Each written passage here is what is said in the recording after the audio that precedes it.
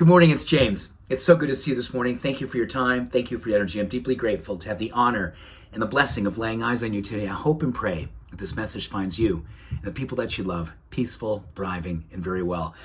I am so excited about sharing this study with you. And I'm really grateful that scientists out there take the time to study things that we do all day long anyway, and could literally change the way our life works if we just knew what's happening all day long. And if we had a greater sense of intention, a greater sense of focus, greater sense of purpose, and really gave ourselves the opportunity to lean into our language, the words that we use, and do it at the level of mindful, impeccable, mindful opportunity. So I call this morning, right? I'm calling you this morning to listen to this. This is amazing. I'm calling this Your Words Are Your Wand. And this is based on a lot of research that's been done over the last number of years. Different functional MRIs have been taken while people do certain things, meditate, pray, do a mantra. And this is in particular what I like to say is a mantra, which is Sanskrit for a sacred utterance that we do with a level of intention. A sacred utterance that we do with intention. A word, a phrase, an affirmation. And interesting enough, this functional MRI work says that when there's certain words that we use, our brain flourishes, our health and well-being flourishes.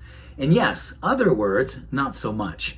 And this reminded me a lot of Gandhi, who you probably know the story. When he was doing his work across India, he would be known to be a person that you couldn't penetrate his sacred space. If you had negativity, if you wanted to get in and bring darkness to him, you weren't getting in. And a lot of what he did throughout the day, he would just, under his breath, they said you could hear him under his breath just going, Ram, Ram, Ram, which is his God. And it was his mantra of always saying, I'm connected to God. I believe in God. God is with me. I am connected to something greater than myself. And he would walk with that level of intention, that level of intensity. And this research says that when we use certain words like I can't and I won't, we immediately put stress hormones into our body, into our brain. We literally create energy where the amygdala, the fear center of our brain, literally gets excited and has a whole lot more power than we want it to. And the other parts of our brain, like our frontal lobe, will literally start to kind of shut down in a way that the creativity, the sense of possibility, our openness, the desire to be amazing, literally gets kind of downgraded when we use things like I can't and I won't. And obviously there's times when those words are appropriate, but I think a lot of us kind of walk through life, and when opportunities for us to grow or ways to change and transform our lives, we bring our history and say, well, I can't do that, or I won't do that. I failed when I did that. So being mindful of I can't and I won't, and instead using positive words, that's where a mantra comes in. I will, I'm open, I am love, I am hope. I am living hope. When we do that, our frontal lobe literally starts to generate activity. So you're going to see creativity, you're going to see openness, you're going to see intuition. All those things are stimulated and, if you will, start to really rise up. And on top of that, you're going to see healthy gene expression. So much connection to the way that our genes express themselves based on and connected to how do we talk to ourselves.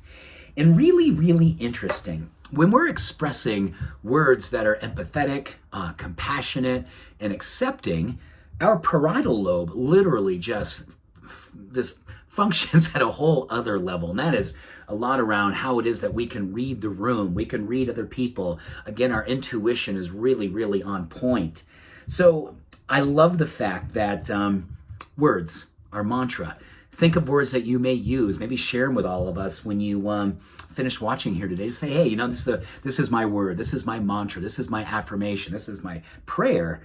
Empathy, compassion, acceptance, which, let's just get really real.